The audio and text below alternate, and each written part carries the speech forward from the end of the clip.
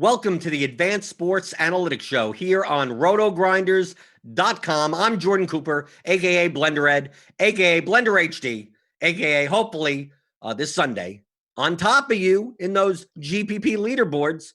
And if I'm not, hopefully it's with my co-host, the man behind the numbers at Advanced Sports Analytics, the king of correlation. Is that a good way to put it? Stuart Gibson. Based on last week I didn't do too awful. I made it up in cash, but basically we learned that any Seahawks game has great correlation. You just don't know where it's going to go. Yeah, I mean, Seahawks have been super interesting. I think early in the season we had talked a lot about how there's really strong receiver to receiver correlation. In 2019 that was the case, and I think for me that was a assumption I have been working on for a good part of 2020. And we have another game here where it's just all Metcalf, no Lockett. The week before, all Lockett, no Metcalf. So I was interested to look at kind of the between year splits and correlation between those two guys. And I mean, man, that was a stack I think we talk about a lot as being just a really nice, 3-player stack because there's good between receiver correlation. But 2020, that just hasn't been the case at all. There's been, pretty strong negative correlation between those two guys. And it's definitely forcing me, or at least encouraging me to kind of, update my priors with regards to how feasible it is to play both those guys together. But it's also a salary thing. I always preach the fact that correlation isn't everything. Like there's projection, there's correlation, and there's leverage. So I consider those to be like the 3 levers of DFS. And although receivers may have correlation with one another, or 2 players may have negative correlation with one another, that the price should dictate how much you should weight that. So we look at guys like Lockett and Metcalf. We could look at like Ridley and Jones on the Falcons, Godwin and Evans. Like when Thielen and Jefferson to some extent, when we have like 2 receivers that are just like not are high priced. Like in order for one to hit a ceiling, like that's going to be like 30 points in DFS, which in the same game, will the other person at the same price put up 30? So we take a look at, for instance, last week, I got some questions about, I played the Detroit-Indianapolis game, and I made some Stafford stacks that had Golladay and Marvin Jones in it. Mm-hmm. And you would look and go, the correlation between Golladay and Jones is quite negative. But in the past sample, we're talking about Marvin Jones at 5,500. We're talking about Golladay at 6,600, 6,400, where, yes, at those prices, maybe the negative correlation is not worth the projection even on the stack. But when Marvin Jones is 4,200, like, do I need 30 points from him? No. I could get 16 points. Is 16 points from Marvin Jones and 28 from Golladay, is that correlative? And if you take a look, and it's quite possible that although from a median perspective, maybe they are negatively correlated, but from the point totals that you need, maybe you make that up because the salary makes it feasible to do so. Yeah, in my mind, there are kind of 3 core ways in which we might want to caveat correlation metrics that we're seeing. One you touched on is salary, right? Like correlation from a mathematical principle is the, relative, above norm and below norm outcome of player X compared to the outcome of player Y relative to that player's norm. When you got a guy like Marvin Jones, whose salary and therefore kind of norm historically has been in that kind of 5 to 6K range, he's negatively correlating with Golladay in that when Golladay achieves a ceiling relative to his kind of baseline, Jones is achieving more times than not achieving a floor relative to his baseline. But the price point on Jones has shifted such that a baseline, like a performance that is in line with Jones' historic baseline when he's priced at 4,000, is suitable when, his historic baseline has been at a level that is more in line with the 5,000 to 6,000 salary that you're seeing him at.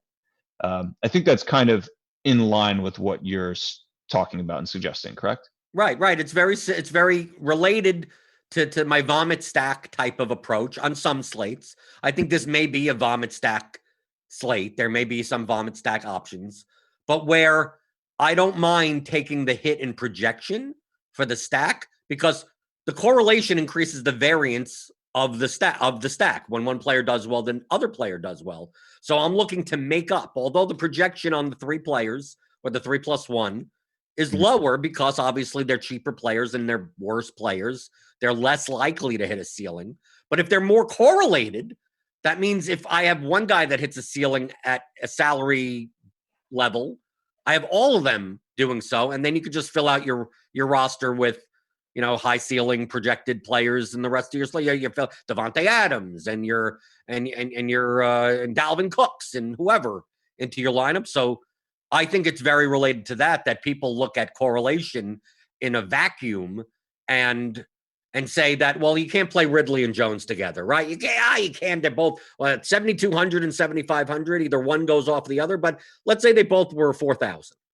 Like you jam them into they'd be cash lineups both together. You'd be stacking them, no problem, because like for 4,000, if you get 15, 18 points out of them, each of them, like you're gold, at least from a median perspective, but maybe not a ceiling. But if they were both priced like you could buy one, get one free type of thing, like you would look at the correlation metric and go, well, I can't play them together. They're not correlated. But like you have to judge the correlation by a baseline, because we play a salary-based game, not just a pick whoever you want. It doesn't matter what the salary is type of game. Yeah, it's like if Jones has historically been, a guy whose performance is worth about 5.5K in salary, and Galladay at, 7 and change hits a ceiling value, or, ceiling outcome for him that is in line with someone who's worth, 9K, and Galladay hits, some at baseline or slightly below baseline that, is a level that's worth maybe, 5.2, 5.3K. Well, if he's still only 4K, that's great. Like you'll take that kind of below his norm. I don't know. So I thought it was interesting. One, sliding, especially players whose salary is kind of in flux, or their role is in flux. Particularly their salaries in flux. Another one I think where kind of correlation could be ignored or not ignored, but just taken with a grain of salt, is when you're looking at correlations between players whose roles have been highly variable over the sample you're looking at. So like Jamal Williams might have some correlation with Devontae Adams historically, but like Jamal Williams historically has been Green Bay RB2. So like there's just really not, I think, a lot of sense in trying to extrapolate his historic correlation with the player for data points when he was in some role, and attempting to extrapolate that correlation moving forward when he's in some alternative role, and I think with Williams, you also have, this kind of volatility in his pricing such that I think it really becomes difficult to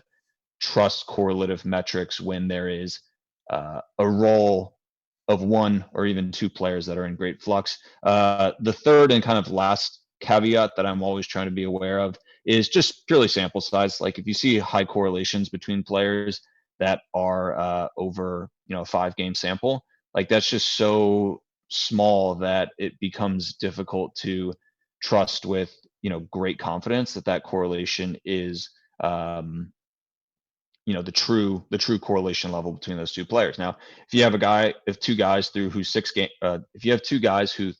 games have displayed like a correlation of like 0.8, I don't think in reality their true correlation is 0.8, but it might be reasonable to assume that their true correlation is some positive value that's maybe closer to 0.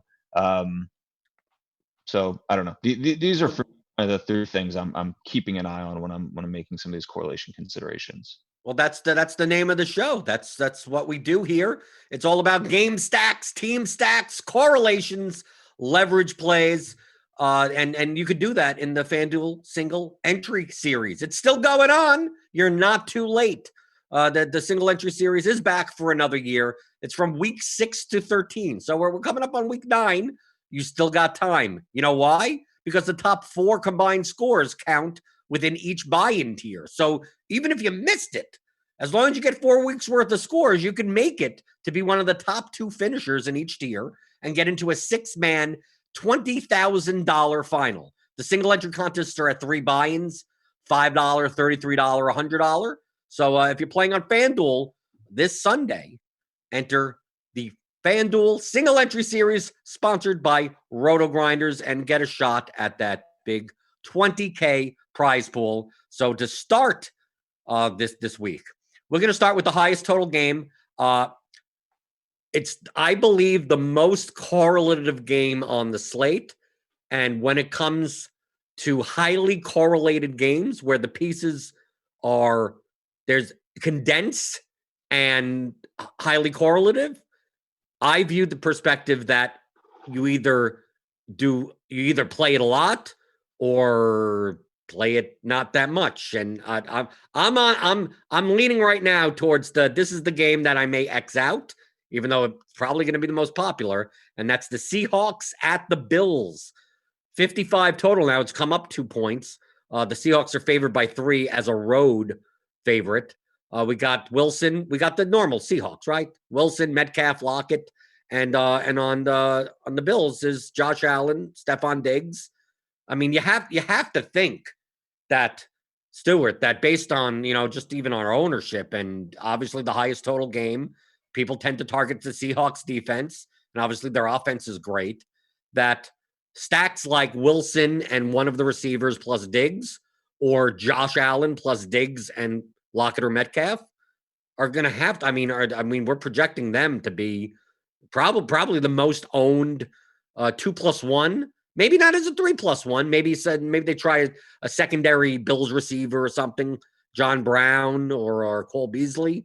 But based on the correlation, you'd think it definitely makes sense as the highest total. I'm assuming Seattle comes in at the top of your list on the most likely to score the most this slate. We have them second highest behind Kansas City. I think it's probably just a lower total game where Kansas City has just a more generous spread in their favor. Yeah, I mean, I think with this game, like the good aspects of it are known. Good totals, teams that are going to be pass oriented. On the Seattle side, again, trying to kind of, in my mind, update the way I'm thinking about how to handle Seattle side. 2 receivers who both correlate exceptionally well with their quarterback, but maybe don't correlate super well together. And a passing attack that in general correlates positively with the cumulative output of their opposition. So I think a good kind of cross game environment. And, I think we are able to know with pretty, I think the negative detractors from this game are pretty well known, right? It's, it's a pricey, certainly the Seattle side is pricey stack to build around. And I think there's probably going to be pretty high ownership on this game. And it's kind of, I think, a decision around, are you willing to stomach, the price and ownership of this game in an attempt to get access to the things that are really good about it. But I think there's more negatives than anything. I think this is very similar to what I said about the Seahawks-Cardinals game from 2 weeks back. Of course, I X'd that out, and of course, that game went off. So, I mean, I lost. So it didn't matter. But I think the more the game is correlated, this is not the type of game where the teams have like multiple pass catchers, that you're looking at. Oh, maybe people will take this guy or that. Maybe people will take Jones, and I'll take Ridley. On the Seattle side, but on the Buffalo side, it's pretty much Diggs. The running backs for the Bills, they're kind of now Moss is kind of getting a lot more action than as well as Singletary.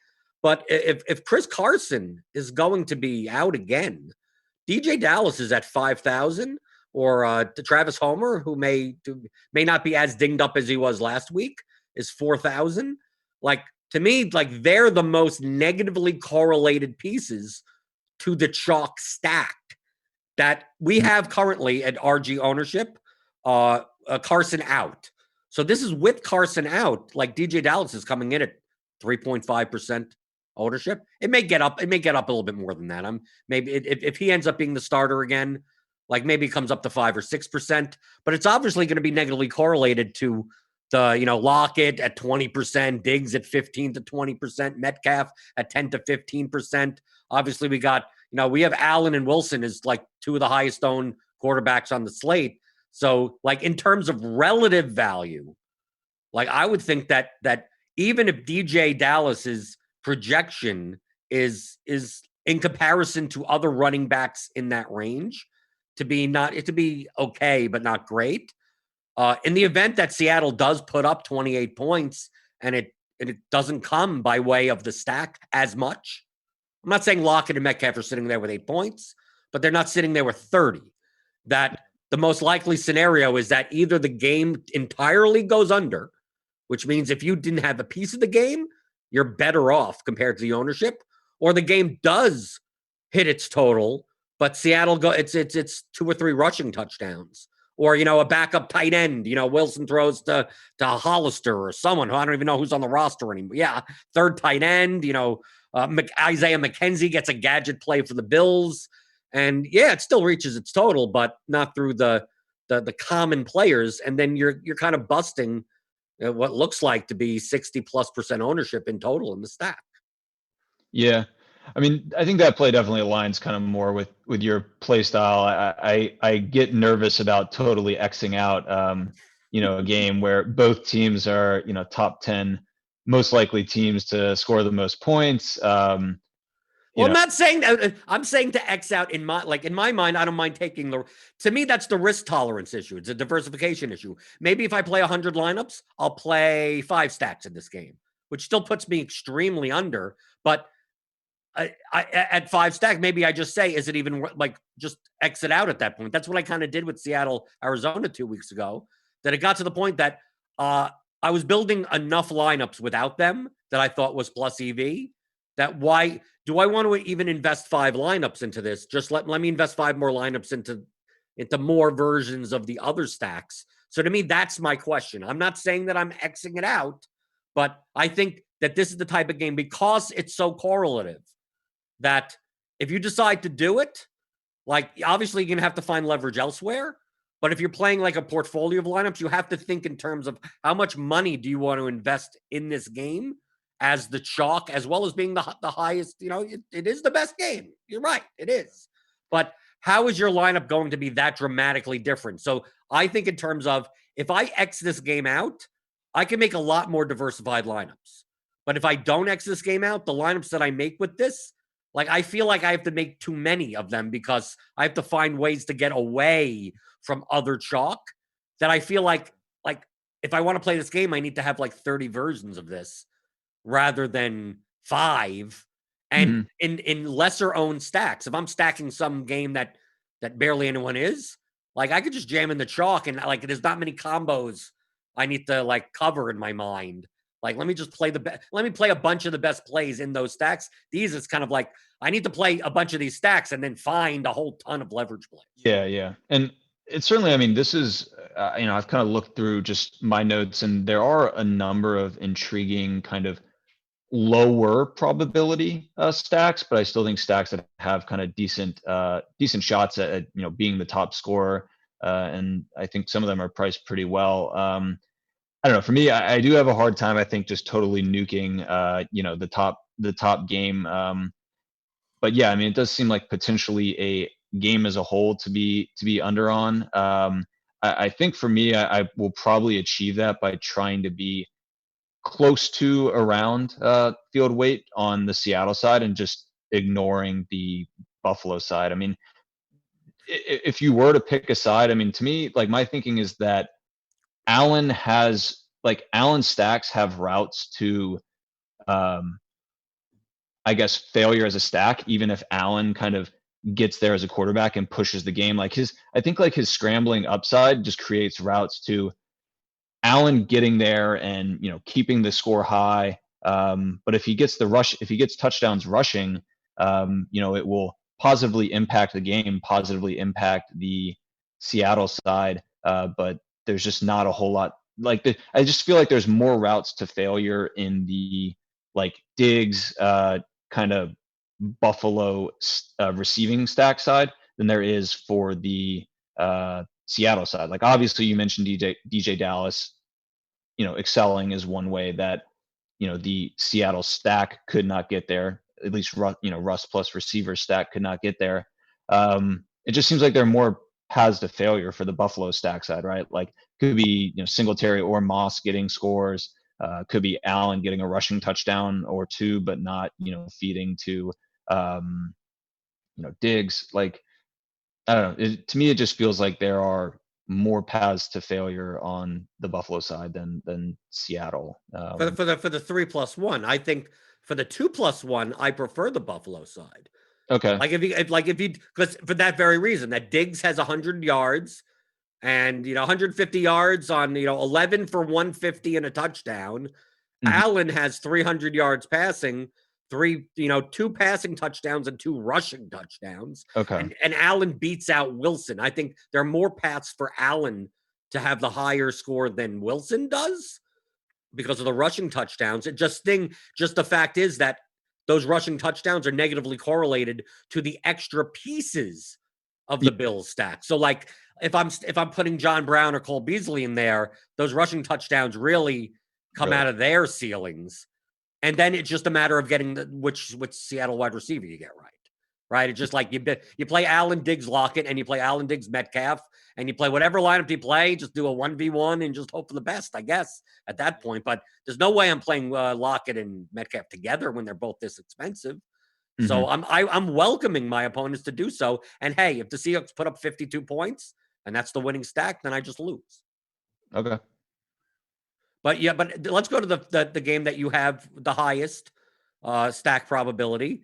It shouldn't be a surprise. It's the Chiefs because they have the highest implied team total. The game's at a 53. It's up 2 points since open. The Chiefs are a 10.5 point favorite. And we saw last week that the Chiefs were owned, but they had a 35 implied team total against the Jets as nearly a 20 point favorite. And people were kind of a little bit hesitant to play them, thinking that they just let off the gas. Now, as the heftiest favorite on the slate, we have ownership on the Chiefs at pretty much high single digit. Kelsey at 9%, Hill at about 9%. McCaffrey may be back. He's 8,500. I'm not sure he's much of a value, if he's not going to see 90% of snaps, which we kind of can't expect him to with his first game back. But now that Kelsey and Hill are now over 7K, as opposed to last week, Kelsey was 6,600 and Hill was 6,400, I believe. We get into two guys in the 7K range, we get into that whole. I think they're negative. They are negative. We see that they're negatively correlated. So, with the fact that people may shy away from this game, thinking that maybe the Panthers don't keep it competitive, and that McCaffrey, like the two concerns I have in this game are, if I play it, most likely I play it as a single stack, right? Mahomes plus Kelsey, Mahomes plus Hill, something like that. The problem is that, I like DJ Moore and Robbie Anderson, 6,300, 5,600 as the run back. We think over the past couple of games that, very condensed targets, but Samuel has been getting targets and McCaffrey is going to be coming back and he's going to, we saw this with Mike Davis in 2 games, get 3 total targets in 2 games. Like if McCaffrey's back, do they treat McCaffrey like they did Mike Davis? I'm assuming that if McCaffrey plays 60% of the snaps this game, while he may not be worth 8,500, he may suck out enough value from the Panthers side that if DJ Moore and Robbie Anderson are going to come, we have them currently projected at about 12 to 13% owned. It's quite possible they're over-owned. I mean, I would like to go to this game if the Seattle and Buffalo game is over-owned, but I almost feel like this game is going to be slightly over-owned also. Yeah, I mean, on that Carolina side, to me, that just feels like a lot to pay for a team, specifically like Anderson and Moore. And even at that ownership level that you guys are projecting, it just feels like a lot to pay for a team that has what, like a 21 total. I mean, you mean to tell me like I should be interested in a low total, expensive and popular team? Like, I mean, I get the condensed target share part, but it's just like, I don't know. You could like, they have comparable total to like Chicago, which is I think also a fairly condensed team. Like, it just to me feels like a lot to pay for a team with a really low total. But I mean, I don't think people would be playing the Bridgewater side. I think the Moore and Anderson ownership reflects the correlated bring back of like a Mahomes plus Kelsey, and then one of Moore or Anderson. It's just that it's going to be one of the two, and it's going to be about even ownership.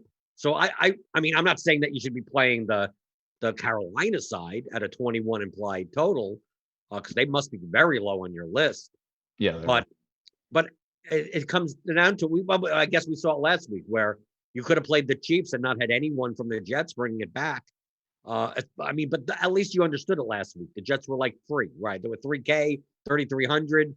Like, it didn't. Who cares? But I mean, now you're talking about around 6K level. Like, I see a lot of wide receivers in the 6K range, in that range, as one-offs in other games that, even if they're not correlated, I think are just better projected receivers than Moore and Anderson. Yeah, definitely. And, like you mentioned, the Kansas City pricing has come up a bit, and their likelihood, their total, and therefore their likelihood of just completely breaking the slate has come down. I mean, I think, I found myself playing a good bit of Kansas City last week because we had them at like a 30% chance to score the most points on the slate. And I know they didn't score the most points, but I think, directionally that was just indicative of the fact that there's just a really high chance that Kansas City was going to put up a lot of points. And, this week we have them at a 14% chance as of now. So like, their prices come up, and they're half as likely to break the slate from just a team total standpoint. Like, I don't know, just to me doesn't seem like the greatest buy. And there may also be recency bias, right? They saw what the Chiefs did last week. They were the winning stack, and maybe they get a little bit overowned because of it. Yeah, it was interesting. Like, so you were saying how their prices come up and therefore expectations that ownership will be down.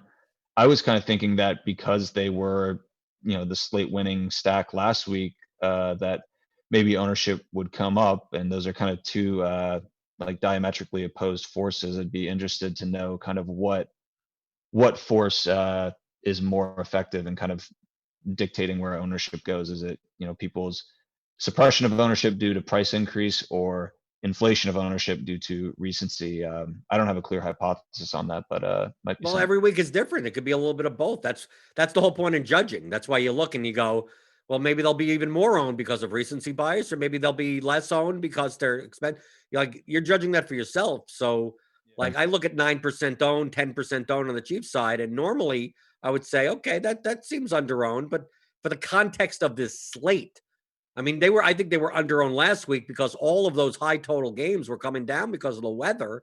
And Yeah. like, people had to go somewhere. The Chiefs would have probably came in if that Las Vegas Browns game kept it as 53 total or something.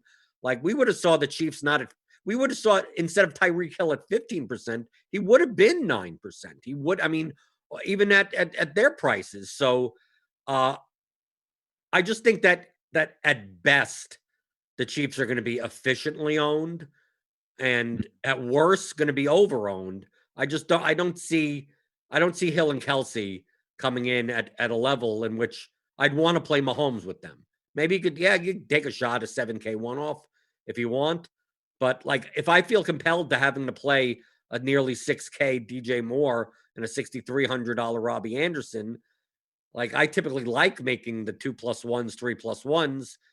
I'm more likely to just pass and if it beats me, it beats me. Yeah. No, I think with those two guys, it does feel like a lot to pay just given their team total. And especially if like McCaffrey comes back. I mean, that's just a huge blow to, expected usage for those two guys. So well, let's go to the next game on the docket. Raiders at Chargers, 52 total. Chargers are now favored by 1. That line has come down. It opened at Chargers favored by 3. Now they're favored by 1. Obviously, we have one of the top targets. He's going to be owned again. He's going to be one of the highest owned wide receivers, Keenan Allen. We got one of the highest owned tight ends, Darren Waller, at 5,800 on DraftKings. We expect Hunter Henry to get ownership in the kind of cheap before K range. Josh Jacobs, although maybe not one of the top chalk running backs, should still garner ownership at 6,300. The Chargers running back situation is, who knows? It's the 2 or 3 headed backfield, but everyone else in this game is single digit owned.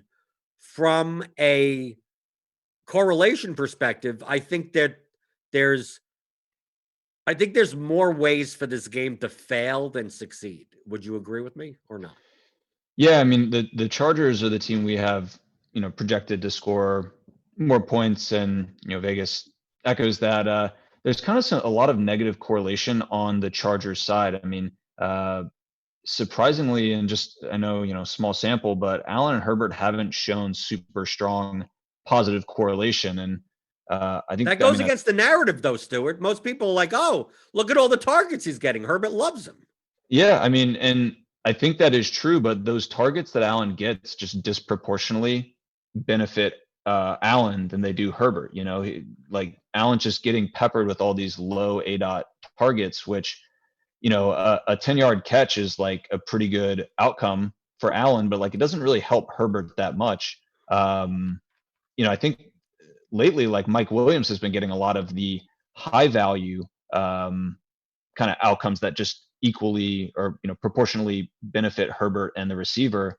So yeah, it is very counterintuitive that a primary receiver and his quarterback would negatively correlate, and I would expect over a larger sample that to stabilize and move back towards positive. But still, in the early stages, it's not like we're seeing a lot of instances where Allen puts up great games and Herbert puts up relatively middling games, or vice versa. I think if I'm going, I mean, I don't know. I'm not super interested in this game. Like there are teams with higher totals that are, to me, more efficiently priced. If I were to stack up like the LA side, I think maybe fading Allen and going like Herbert plus Williams or something might make sense. And if I'm not stacking up, like I do like, I mean, to me, Allen is a chalky piece that I'm willing to eat as part of a one-off, but not as a part of like the stack. I don't know. To me, the Las Vegas side is priced a little better, and their likelihood of scoring the most points isn't that much lower than LA. So I don't know. Well, I mean, I agree with you that like Carr is 1,100 less than Herbert. We have Herbert currently projected owned at 8%, so he'll be towards the top of quarterback ownership. Carr is coming in at 3% currently.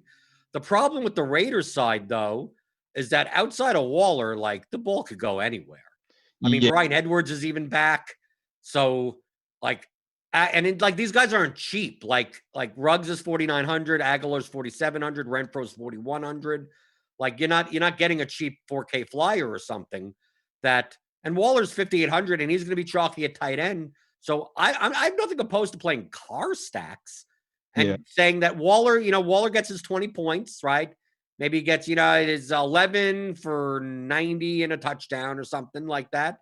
And then the ball can just get spread out. And Carr still has, 3 touchdowns, but they're all the different receivers. And stacking the other receiver is not going to matter.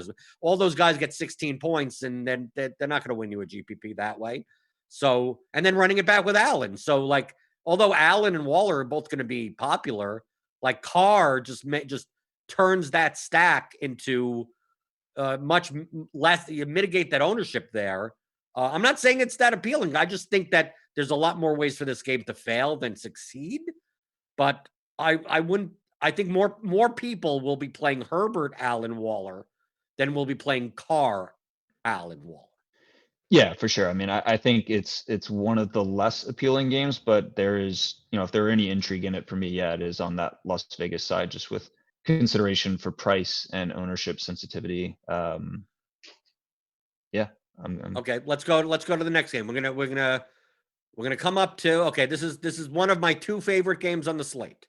Okay, we're coming up to it now. Maybe me and you, Stuart, for now we're kind of aligning here. A lot of times we come in and I go, I think you're gonna like this one, and you do. So like I feel like there's two of these games that we're gonna agree on. I think this one we will. This is the Detroit Lions at the Minnesota Vikings. 50.5 total. This total has come down from 53. The Vikings are now a 4.5 point favorite. I'm assuming the total has come down because we don't know what's happening with Matthew Stafford. He was supposedly tested positive, but apparently he's now testing negative for COVID. There is a chance that he does play even without practicing this week because they're holding him out, obviously, for isolation. If he doesn't play, it's probably going to be Chase Daniel, and Chase Daniel is 4,000. But of course, he's Chase Daniel. But Chase Daniel isn't a rookie quarterback. At least he's a veteran. So I expect that the offense could be somewhat competent. Galladay's out, so that takes an expensive receiver out of their tree. And then we have the Vikings, and the Vikings are as condensed as any other offense there is in the NFL. Cook is going to be one of the chalkiest guys on the slate. I don't know about you, but Cousins, Thielen, Marvin Jones, and if you want to replace Thielen with Jefferson, just seems like a perfect blend of high positive correlation and a high amount of leverage off of Dalvin Cook.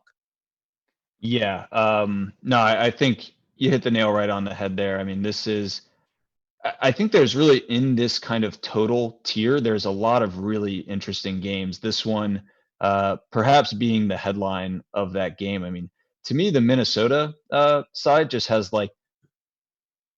it's rare that we get a stack that has kind of checks the box or quite nearly checks the box and all the components we would look for in kind of an ideal stack. And Minnesota kind of does. I mean, we have them as the fourth most likely team to score the most points, 6.8%. Not super high, but there's a lot of just kind of middling totals this week, and no clear team separating. So fourth most likely team to score the most points. I think we'll see. It'd be nice if Stafford played. I think it would there's less blowout risk there. But even if he doesn't, I don't think there's a ton of super high blowout risk. They're cheap. I mean, Cousins, Thielen, and Jefferson are 19K combined. Is where Wilson, Lockett, Metcalf combined for 2.2 or 22.2K. We have teams that have totals underneath Minnesota, like Arizona, that are more expensive than this Minnesota side. And then you mentioned the leverage off Cook, I think, is a really desirable quality about this Minnesota team. All three of these guys, particularly receivers, have known exceptional ceilings, which I think is great. For me, we were just talking about Las Vegas. One of my concerns with Las Vegas is, aside from Waller, I do have kind of ceiling concerns for for Carr and any of those receivers. But that just doesn't I don't really have many concerns about the ceiling of these Minnesota pass catchers and even Cousins.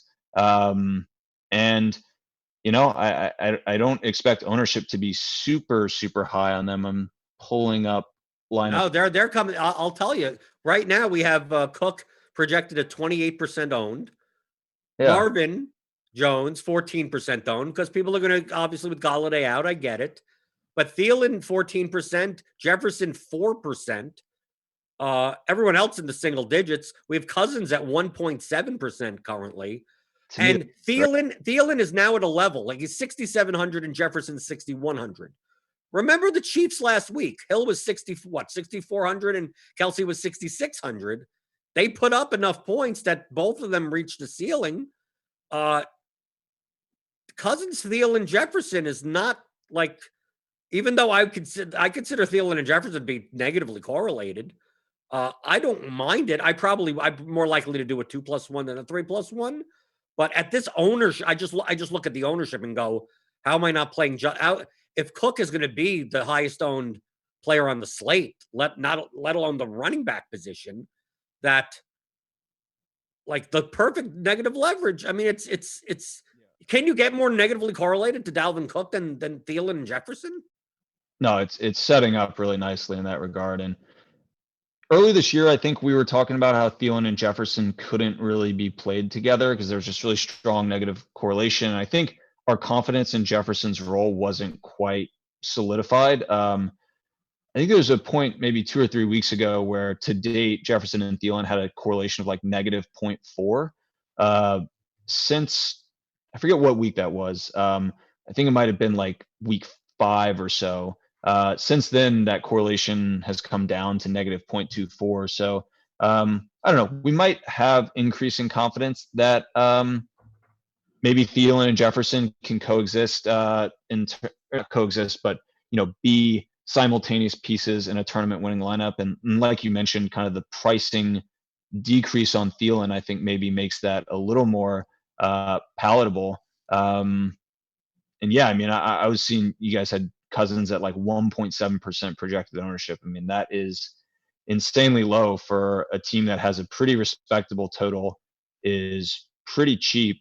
Well, the fact is that the narrative, I mean, if you take a look at just a high level view of the matchup, Detroit has a horrible rush defense. People noticed that. Cook had a humongous game last week against another atrocious run defense in the Packers. And while I no way am I saying Cook is a bad play. He's probably the best. We currently have him as the best projected play on the entire slate from a salary adjusted value perspective. But yes, it's the most probable outcome, but it's not the only outcome.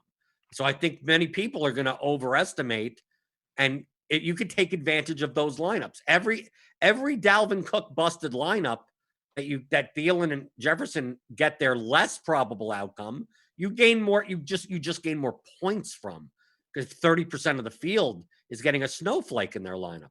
Like that's like a lot of people. What they would do is go, well, instead of playing Dalvin Cook, I'm going to play, and then they name another running back in that range, right? Yeah. They go, instead of Dalvin Cook, I'll play, who's on this? Let's take a look here. I'll play Derrick Henry instead. And it's like, well, Cook and Henry are not correlated to one another. I mean, they both can do well. You could look and go, Henry put up 33 points and you think you're happy. And then Cook comes around and puts up 33 points. And it's like, you didn't gain anything. They both could do well. But it's very hard for Cook to do well and Thielen and Jefferson all at the same time. So you stand to benefit more that if you're going to fade Cook, at least think you could just fade the game. If you want to fade Cook and then not play Thielen or Jefferson, well, now you're just fading the game. Now fine. Then you think the game goes under and no one in the entire game gets there. But if you're gonna play pieces of this, I think the wide receivers on the Vikings they're playing in a dome, right? The game environment sets up. The total is 50. We're not talking about a low total game. We're talking about a game that's over 50. Currently the fourth highest total on the slate.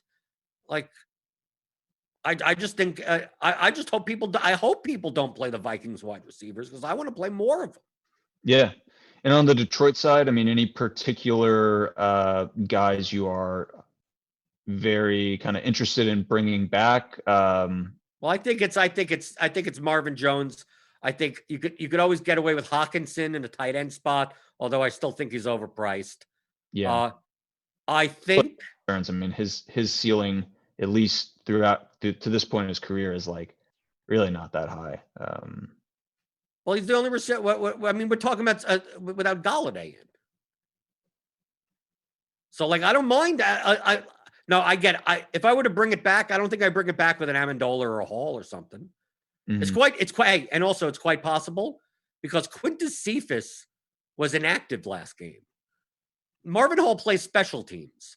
So, like, when Golladay got injured, like, who else is going to fill in for him other than Marvin Hall? It's quite possible that Cephas gets activated this game and just plays the Golladay role, and Hall is just the fourth wide receiver that is on special teams again. So I'm not saying that to take a shot on Cephas, but I think a lot of people will overvalue the 113-yard game that Marvin Hall had after Galladay went out and think that we do this all the time, right? In the past weeks where a guy comes in for an injury and then people assume like that's going to be his role the next week. I don't expect Hall to be really owned much. I mean, we currently have him at about 4%, but it's quite possible that moves up to 6-7%, and you're watching the game going, where's Marvin Hall on the field? And you see Quinton Cephas out there in 3 wide receiver sets. Yeah, I mean, Hall has been steadily in kind of wide receiver 4 territory for Detroit so far this year. I mean, we did have the first 2 games Galladay didn't play, and Hall played 21 and 29% of snaps compared to Cephas's 79 and 66.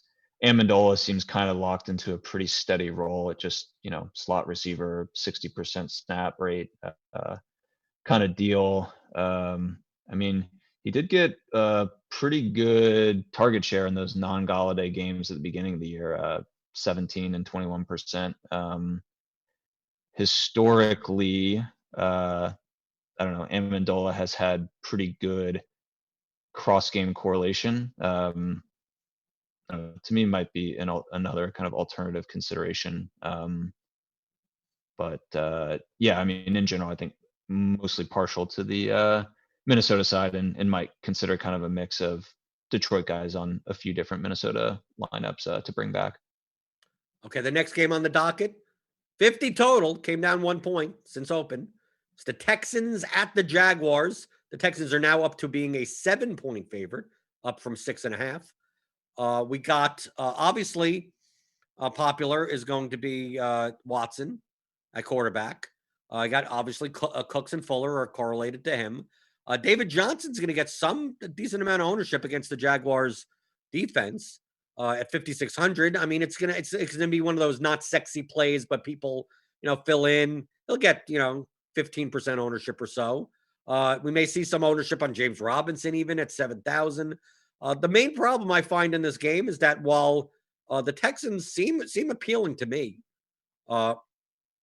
Jacksonville, is Chark healthy? I mean, they seem to I mean, they're going to be playing with obviously not Minshew. They're going to be playing with Jake Luton, if that's how you pronounce his name. He's 4,900, so obviously he's a cheap quarterback. But like, who you pairing? I mean, there's no way to gauge what this offense is going to look like, and the only way that I could gauge it from the past year, even going back to the last half of the season, is that all the production could go through Chark, Cole, Chenault, Conley, Colin Johnson, even. That if I were to stack the Jaguars, which I mean, I prefer the Texans side, like, okay, I guess I need to make 700 lineups in order to get all those combinations right. But I also feel the same way that if I stack Watson with either Cooks or Fuller, like, do I just assume that Chark is okay and at 5,200? I think that's, if I'm going to do anything, it would be DJ Chark, just based on historical data. But we don't know what we're getting with Jake Luton, and based on the ownership that's here on the Texans, which means it'll increase the Jaguars like run back type of ownership. Like, I feel like this game, I don't trust the Texans as a team enough that although they have 28 and a half implied total, I'm sure that on your chart, they're going to come up high in probability.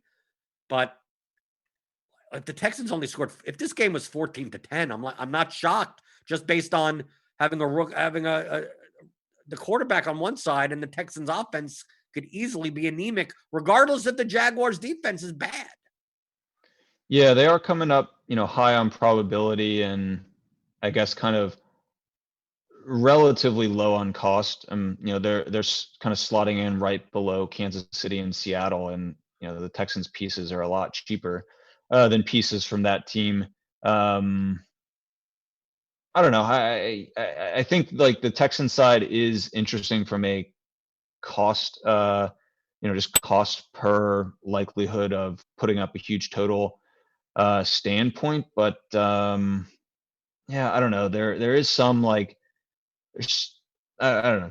To me, like Johnson would be the piece that I'm interested in, and just I think I'm a little more interested in some of these middling games that are just below Houston in terms of implied total. Minnesota we discussed, Atlanta I'm kind of interested in, and I don't know. I'll probably do a little bit of Houston stacks, and yeah, I mean, I'm not really sure what you would want to do on the Jacksonville side. I guess Chark would be the default. But yeah, you don't really know what you're getting out of the quarterback. I don't know. To me, Watson is probably I'm sorry, David Johnson would be the preferred piece in what I think is a pretty decent total game. So, would like to get some exposure to this game. I think I'd probably just prefer to do it through Johnson. I know he probably won't be super low in ownership, but it seems like kind of all this entire Texan side has relatively high to above average to high ownership. But you do have that good correlation between Watson and Fuller, and while there's advantages to stacking up on that correlation, Watson Fuller, Watson Cooks, there are also advantages to fading it. If one of those pieces fails, there's a good chance that the entire group fails. And I do think Johnson has maybe some good negative correlation properties with that stack that might be fairly popular of Watson plus receivers. Okay, the next game in the last 50-plus point total game, Broncos at Falcons. This line has come up 2.5 points. The Falcons are favored by 4. Yes, that's right. The Falcons are favored in a game. This is my favorite game on the entire slate. Yeah, I like this one too. Right. See, we think together, Stuart. We think together, right? We like everything together. Okay. So we got Ridley's out for the Falcons. So that's going to eliminate a ton of targets out of their offense. Julio Jones is sitting there at 7,200. He's right at a range. We have currently projected at 10% owned, only because Keenan Allen's in that range and the Seahawks wide receivers are in that range and Diggs is in that range. He's a perfect price leverage play, even as a one-off. And then we got, obviously, you could play a Gage. You could play a Christian Blake even in a stack. Because typically that Blake is out when Ridley's out, and then Zacchaeus is only in when Jones is out. Like the way they do that, maybe you don't, it's a thin play to begin with. But the Broncos are, no offense, 4,600. Judy's 4,700. Patrick's going to be back probably. He's 4,900. They're playing against the Falcons in a dome. Drew Lock has no problem chucking the ball. He's not a good quarterback, but he'll chuck the ball. And the Falcons defense is not good. Drew Lock is 5,200. Drew Lock's 52. You could stack. This is the vomit stack. People are talking about oh, well, how about Ryan Jones? And then one of the, no, why not Lock, Judy, Fant, Julio? You get literally that lineup, because if Lock's 5% and Judy is 6% and Fant is, he'll be owned somewhat 13% and Jones is 10%. Dude, you're there. Literally just go in and play the best plays around him. And that could be in that could win you $1 million. Just playing the 3+1, and then you could play Dalvin Cook in that lineup. Good, no problem. You could play Keenan Allen in that lineup. You could do whatever you want at that point, at that ownership. And if you don't want to do that, you want to play one of the running backs instead and go the opposite way. I don't think that's a bad problem. Melvin Gordon, Todd Gurley, they're not appealing options, but this total has moved up. I'm expecting points in this game, and I think people are just going to take a look at the Broncos and go, "Ugh, how do I play them?" Well, I'll play them. They're so cheap. You can get a 3-player stack on the Broncos for under 15K. The only other teams that you can do that with are, Indianapolis. That's the only other team. I guess Miami you could get super cheap with, but yeah, we have the Broncos at 2.6% chance of scoring the most points. Not high, but for the price, it's I don't think they're in a terrible spot. And like you said, Locke, maybe he's not a great quarterback, but like he will chuck it. And, at his price point, like that might be all you need. And, he's also going up against Atlanta. I mean, I think there's a lot of different ways you can go on this game. I think both sides to me seem very viable. You could go Ryan Julio and bring back one or two guys on the Denver side. I think you could go, double stack Lock and bring back Julio. Like you mentioned, Gordon I think is in play as well. Just getting a really really good role as a pass catcher and runner. Yeah, I think you're gonna have to play if you do want to double stack Atlanta. Do a little bit of pick 'em. I don't, to be honest, have a great sense of kind of what the um, role will be of kind of these secondary Atlanta receivers. But I think there is a decent chance one of them has a pretty solid game. It's just, to me at the moment, not clear which of those receivers is most likely. Hayden Hurst has maintained a pretty stable role. I think there's some ceiling concerns for Hurst, but has had a stable role with a nice target share over the course of the season, where there hasn't been a whole lot of fluctuation in that. I mean, he's averaging a 15% target share over the course of the year. I think that is a possible route to go, although probably would only be in consideration with Ryan, since I think there's going to be a lot of touchdown dependence for Hurst. Yeah, I think this is a really interesting game. I mean, to me, I had circled as really the two appealing games in this kind of tier of total and kind of relative pricing is Minnesota, Detroit, Atlanta, Denver. And even if you don't want to play lock, let's say you don't want to play lock. Who says you can't just do Julio Jones and Noah Fant or something, or Judy? Like you do it as a secondary correlation, and then you play some other stack with it or something, right? You could play this. They're at an ownership level that if you wanted to play, even if you wanted to play Seattle, you'd have to get cheap at running back. You couldn't play Dalvin Cook in that lineup. But I have no problem. I'm nutso, Stewart. I'll combine this game with that other game, right? And then fade the first. Like that's what I'm looking to do. I'm going, okay, I'm going to play Drew Lock, right? You play Drew Lock. You play, because you get a tight end here. So you play Lock, Judy, Fant, Jones, and then you secondary the other game and you play Jefferson and Marvin Jones or something. And then you fill out, then you play David Johnson as the negative correlation to the Texans passing game. You play DJ Dallas as the negative correlation to the Seahawks game. And then you got everything. You got leverage out you got it out your butt. And then you probably end up with 86 points and you lose. But what I mean, but that's if all the leverage points happen, like there you go. There's $1 million right there, right? This is how I think. But I think we're the first week. People are like, oh my God, Jordan's crazy, right? Drew Lock and Drew, you're gonna play Drew Lock stacks, right? You're gonna play Chase Daniel if he starts for the Lions. Like now, once you start getting into going, oh, okay, it's just a logic puzzle it puts together. And to me, it makes sense. It makes more sense if you're not playing that Seattle Buffalo game than it does if you do. And I see multiple spots.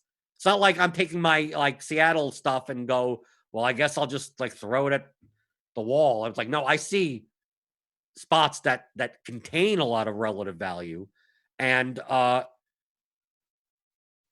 this one and the Vikings Lions one are two of them. Do you see anything else under 50 total that could be appealing? Because I think we get that kind of downhill quite quickly.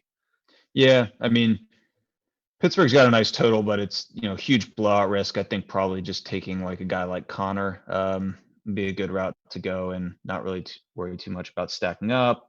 Again, Tennessee is kind of a decent total per price, but similar blowout and kind of opposition concerns.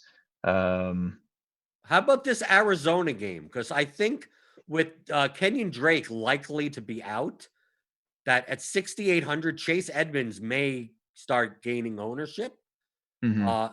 I think he's fine at the price, but I don't want to play a chalky Chase Edmonds in this spot. like, I don't. But the thing is that the leverage off of Edmonds would be Hopkins, and now I'm like, I feel like I'm overpaying for Hopkins because I'd rather play receivers in that range from other teams.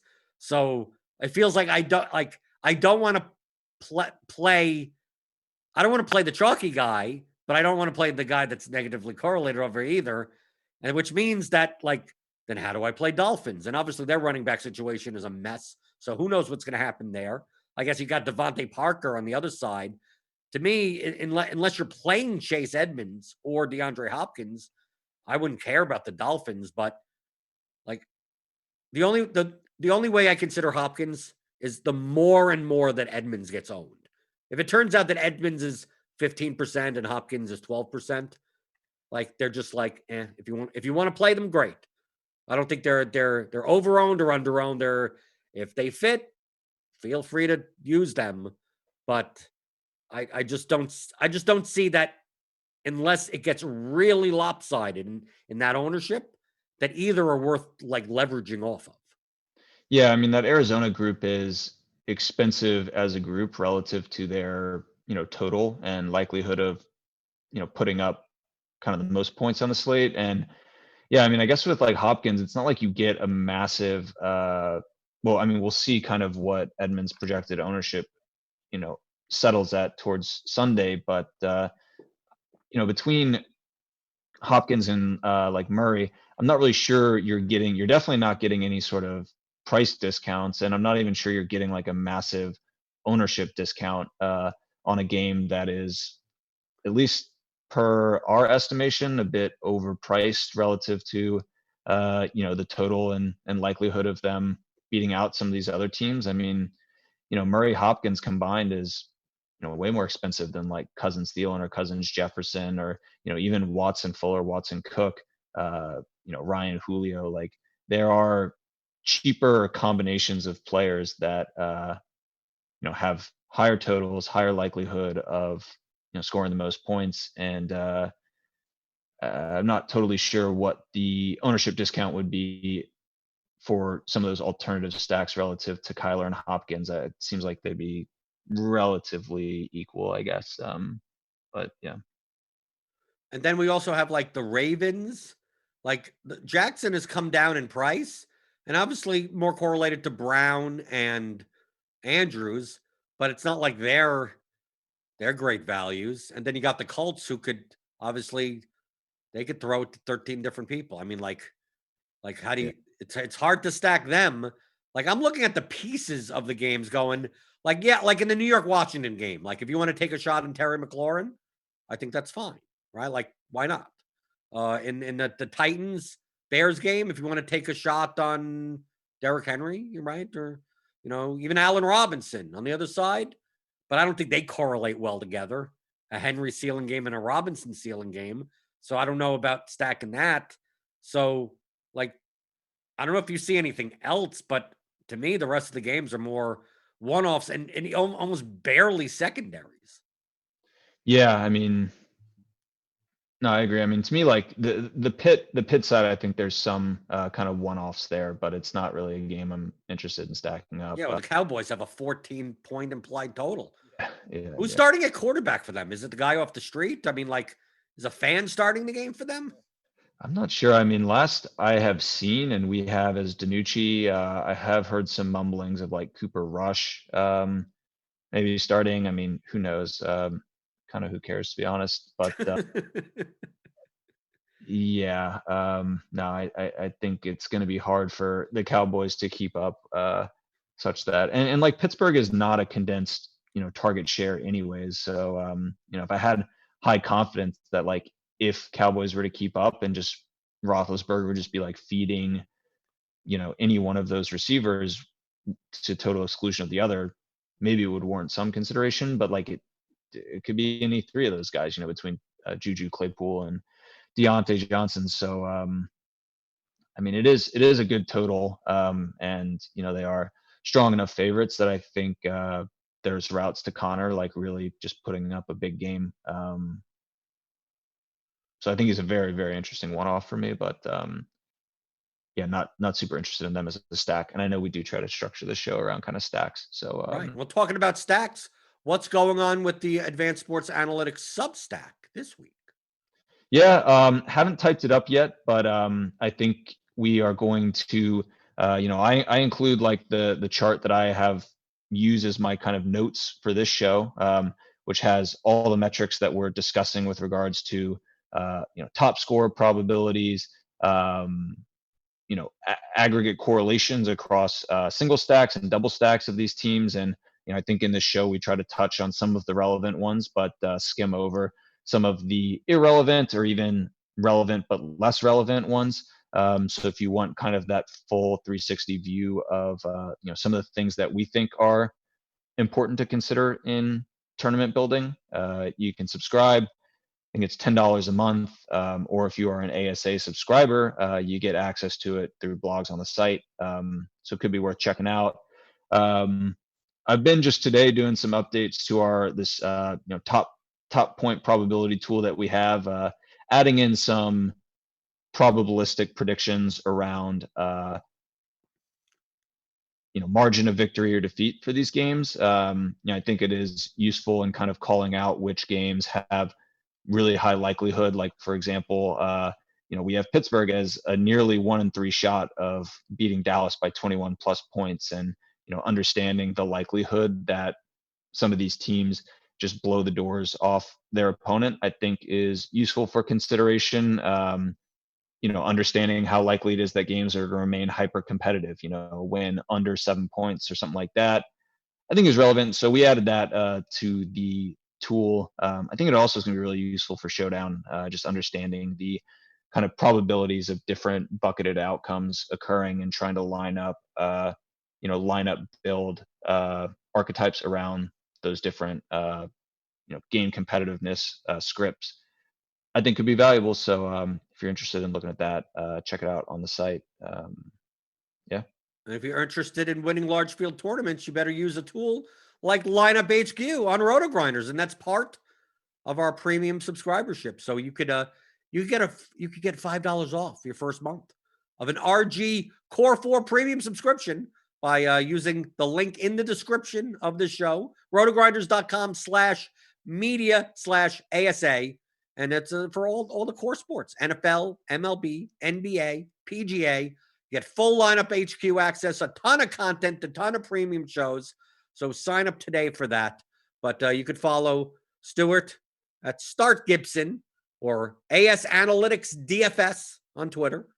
I'm Blender HD on Twitter. And hopefully, if I'm not on top of you in the GPP leaderboards, Stuart is. And then after Stuart are the listeners and viewers of the show. So if I can't have good luck, then I wish you some.